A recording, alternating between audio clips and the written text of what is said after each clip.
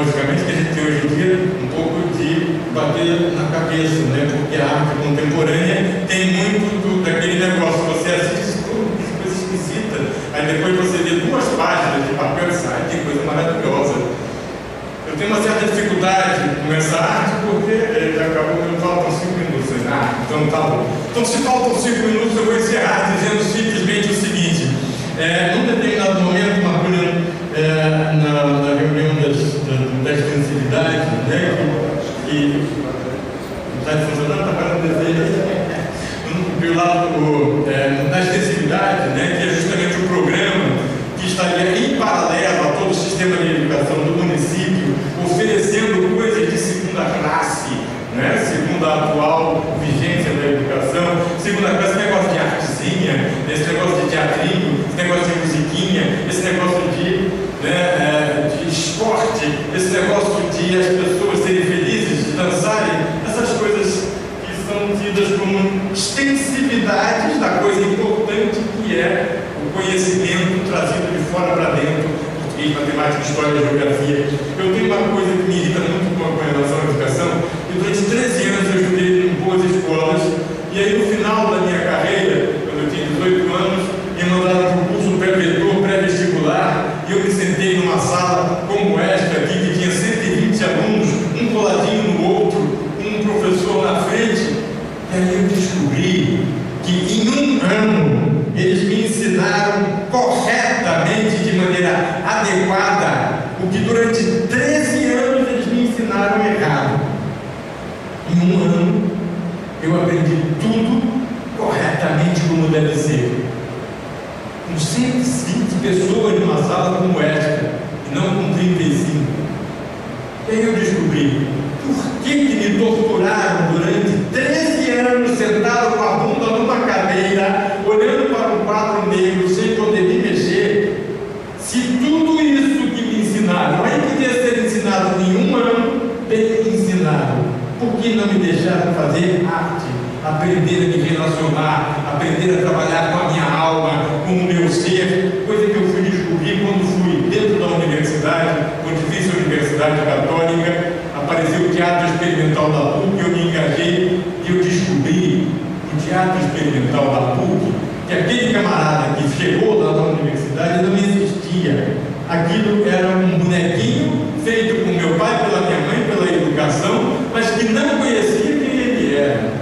Através do teatro eu descobri que eu tinha um ser dentro de mim, que Deus estava comigo, que eu era, que eu tinha opiniões, que eu podia fazer. Então a minha proposta na extensividade foi que, e a gente até pensou em fazer uma campanha junto para levar isso à frente, e mudar essa educação.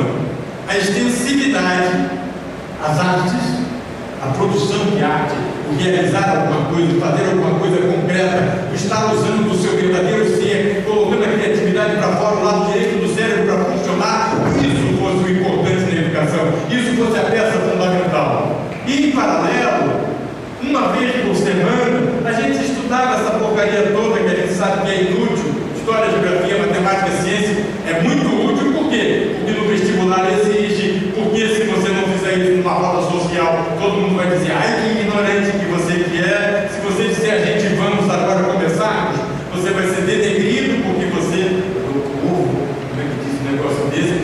Então, a proposta seria desta modificação. Vamos contar com um fundamental que as empresas querem, tem lá relacionamento, capacidade de expressão, capacidade de registrar a vida, capacidade de se reunir em grupo e trabalhar em conjunto, capacidade de se manifestar, de escutar, e, em paralelo, tudo isso que se aprende em um ano, com muito mais qualidade, a gente continua ensinando, porque os caras vão continuar tentando fazer vestibular. Mas vamos ensinar a ser humanos primeiro, e depois ter esse conhecimento para que eles possam entrar na universidade.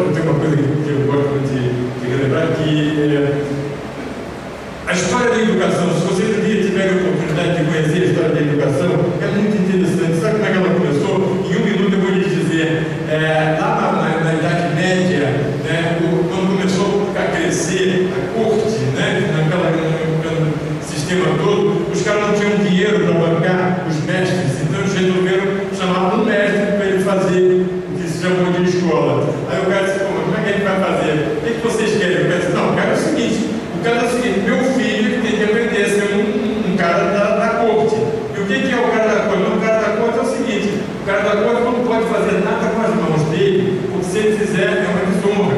Quem tem que fazer as coisas com as mãos e com o corpo são os escravos.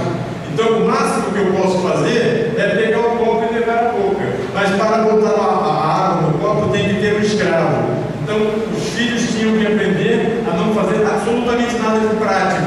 E assim nasceu a escola como ela é hoje, com todo esse currículo. Trancar jovens dentro de um quadrado, com uma porta só, que é para controlar bem a saída das crianças, todo mundo muito bem vestidinho, impecável, coisa que no município não tem, mas na outra, né, para que a gente possa reconhecer, né, e a gente possa ser sujo, a gente possa acusar, e ensinando a eles somente coisas que não possam ter nenhuma aplicabilidade no dia a dia da vida, porque isso é visto como uma coisa ruim para o homem da corte.